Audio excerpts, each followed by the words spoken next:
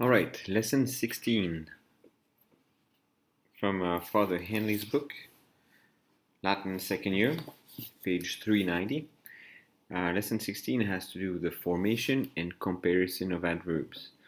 So look at page 390 and let's look at the vocab list that we have right here. You will see that all of the words on page 390 of that vocab list are adverbs.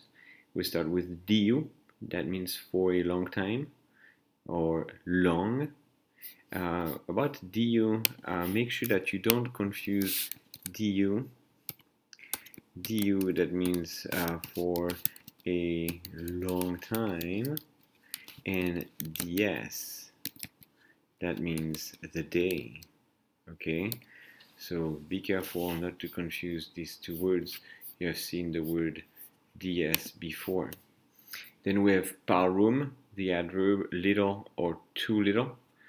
Parum, again, this is now an undeclinable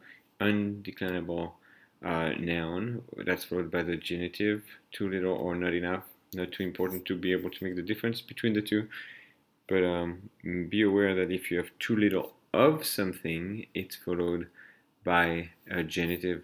So if I were to say, for example, something like this, parum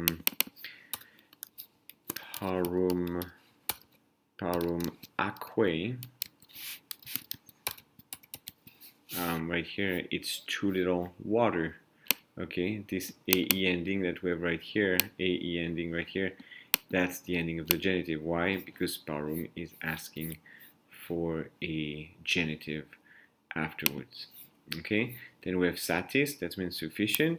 Again, satis followed by a genitive, enough of something. You get the word satisfaction from here. When you're satisfied, you've had enough.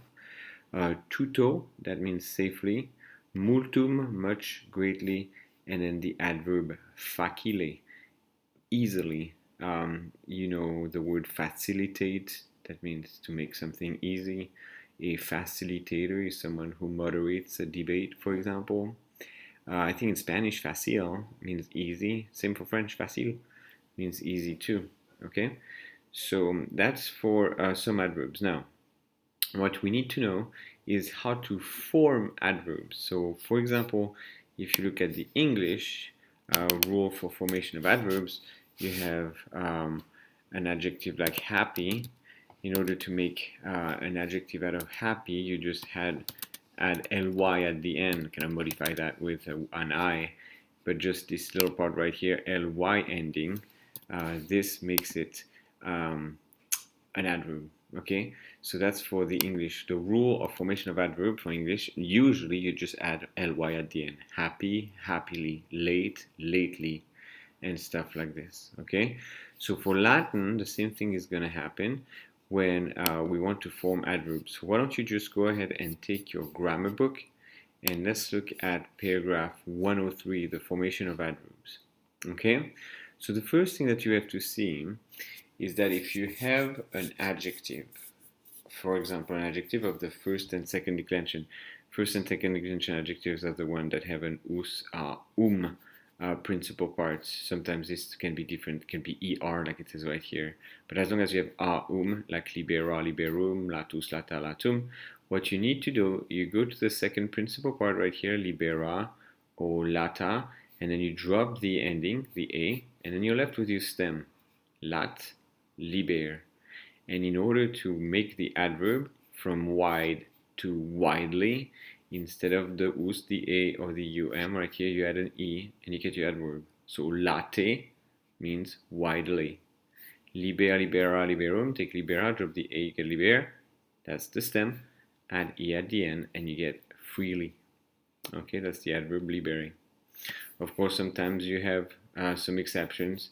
These ones will have to be taught. You don't need, you can't tell which ones are going to be in o instead of e. Okay, and as you remember, we have different category of adjectives. Those are the third declension. So these guys have usually an e as a second principal part, or is a, or something like this.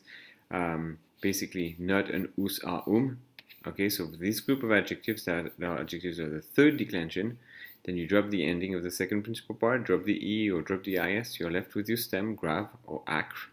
And instead of adding E like we had right here, okay, right above here, then you add iter instead. So grave plus iter gives graviter. So gravis means serious, graviter, seriously.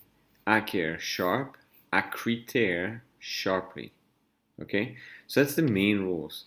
So if you look at number 104 and 106, this will cover probably 95% of adjectives, how to form adverbs from adjectives in Latin. Okay, maybe 107 needs to be mentioned. If you have a verb like diligence, and I mean an adjective like diligence, then you stem from the second principal part, diligentis. Then when you have an ens adjective or an s adjective or a stem that ends in nt, instead of adding iter like we would do for these third declension adjective on 106, you just add er. Okay, so another example for this would be, for example, sapiens. Okay, sapiens, sapientis. If you look at this, you have an ns right here. You also have a stem that ends in nt if you drop the is, right? So instead of having sapientiter, you have sapienter to say wise, sapiens, sapienter, wisely. That would be the idea. Okay? All right. Okay, so that's for that. Now, let's go back to our textbook. Okay, on our textbook.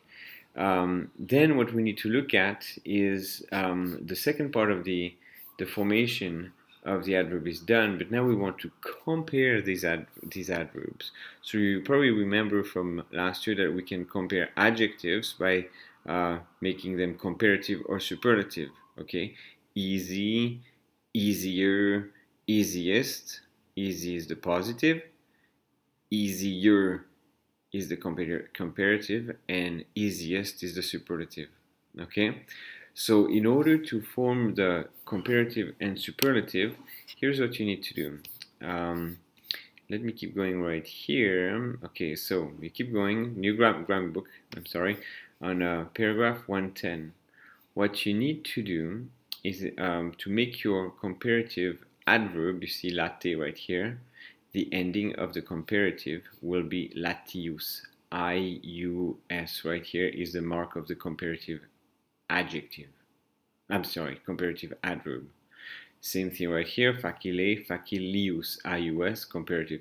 So if late means widely, facile means easily, then latius and facilius will be more widely or more easily. Okay?